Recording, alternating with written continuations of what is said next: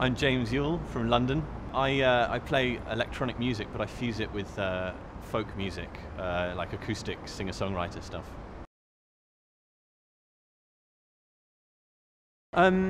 There's many benefits to having the stuff on the laptop, and firstly, it's portable. You don't need to worry about drum kit or anything like that. It makes touring a lot easier, and also you don't need to worry about arranging gigs, like clearing other people for gigs and stuff. So it's got its benefits. It's a bit lonely. It doesn't really cut it for human interaction, but yeah, it's just out of ease really, rather than anything else.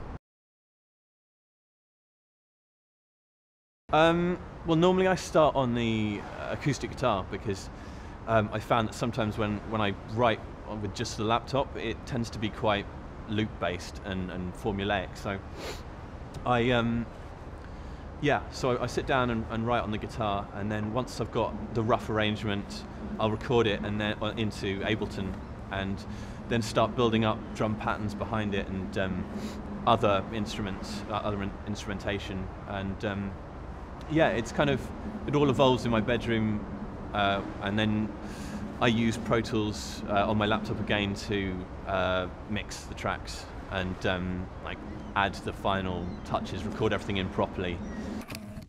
The tools I use, the software, the hardware, it's inspiring, because sometimes if you're finding it hard to write something, it helps to create a random sound in Ableton or something, and it can trigger off a track. You don't have to sit down and work it out. It just becomes into a track. So yeah, I'd say most of the backing track ideas I've got are from experimenting, and software like Ableton means you can experiment really quickly and do ideas really quickly. So it keeps it fresh, and it never gets old. The Sample Me Up project that I did was I was very interested in people crowdsourcing things.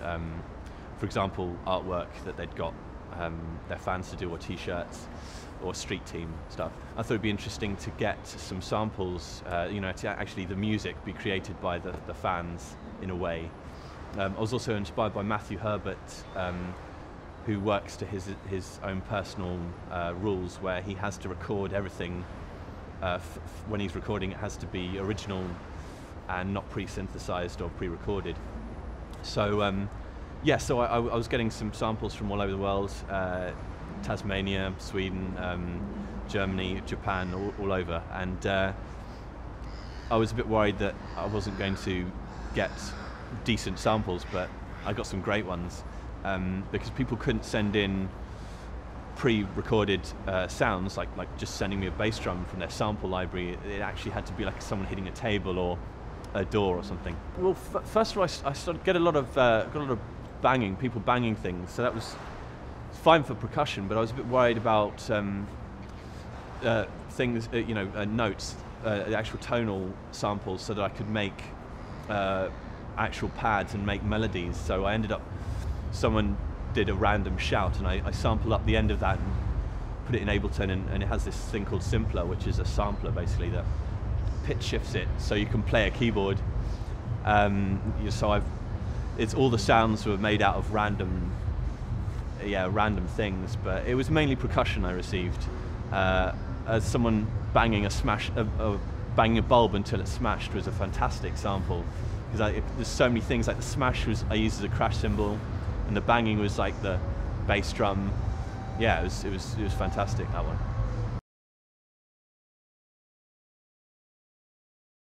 When yeah, I think it's important to have an online presence. So I try and do most things myself, like Twitter and MySpace and Facebook.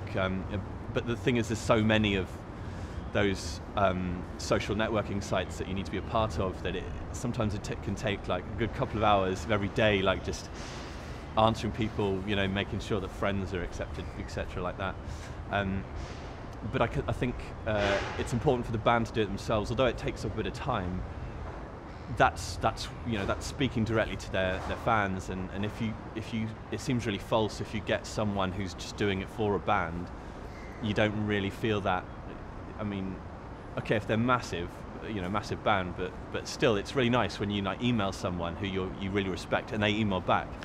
I emailed Lonely Deer about his album, just saying how amazing it was, and I was amazed when he wrote back and said, just a couple of lines saying thanks, but it really made my day for that little thing. It was really special. So it's massively important to have interaction with your fans on the internet.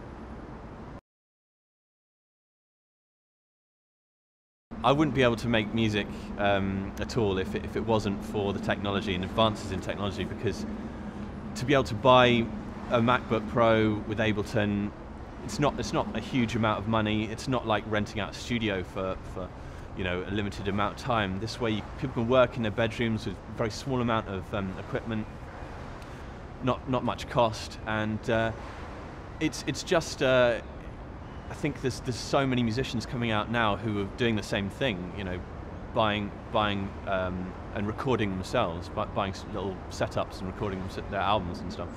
And what with MySpace and all the places you can sell your own music, and yeah, it's certainly increased the amount of people and the ease at which people can then put their stuff and make it heard by the masses. So yeah, technology is hugely important, and especially for me that way.